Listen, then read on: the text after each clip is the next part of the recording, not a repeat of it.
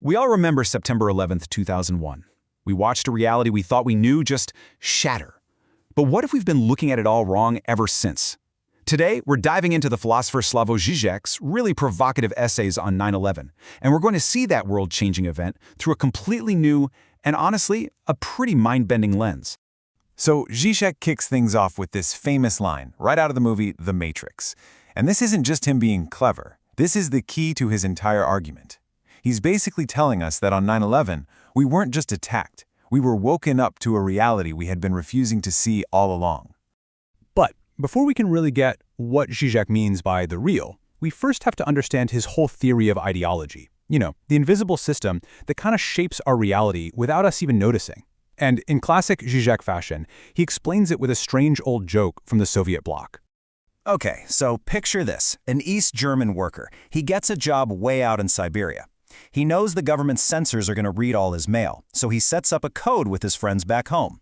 He tells them, look, if my letters are in blue ink, everything I'm writing is true. But if they're in red ink, it's all lies. So a month goes by, and a letter arrives. It's in blue ink. It says, life is perfect. The shops are full, the apartments are warm, everything's great. And then, at the very end, comes the punchline.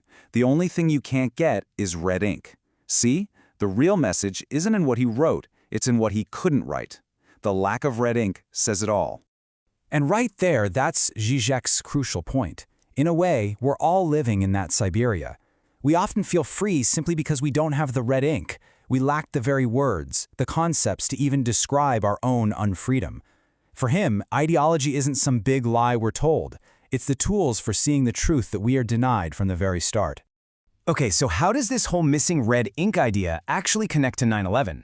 Well, this is where Žižek's analysis gets really interesting. Žižek argues that the 20th century was totally obsessed with what he calls a passion for the real. Now, think of the real as the brutal, raw, unfiltered truth that lies just beneath our polite social reality.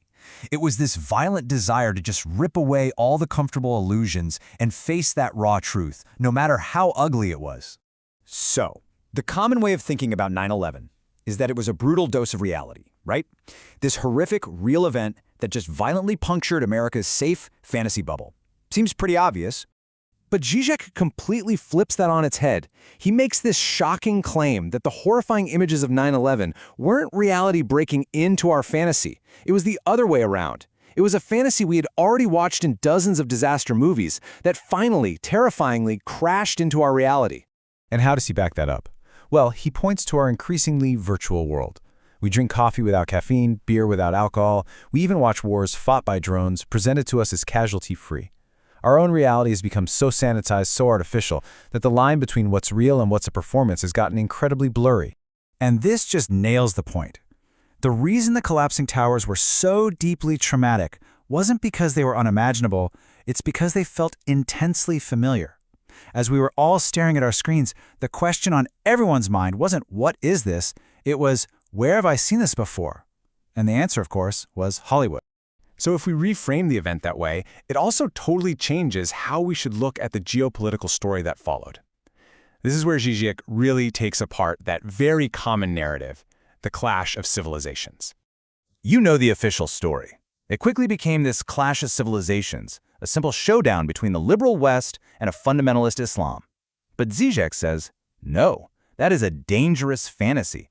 The real conflict, he argues, isn't between civilizations at all. It's a clash within our single global capitalist system. And when you look at it, the evidence is pretty compelling. I mean, American fundamentalists were blaming American sinfulness for 9/11 using almost the exact same logic as the attackers. The U.S. supports fundamentalist regimes when it serves its economic interests. And let's not forget, the Taliban were themselves a product of U.S. intervention in Afghanistan.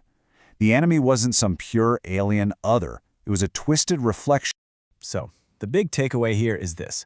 Fundamentalist terror isn't some ancient force attacking the modern world.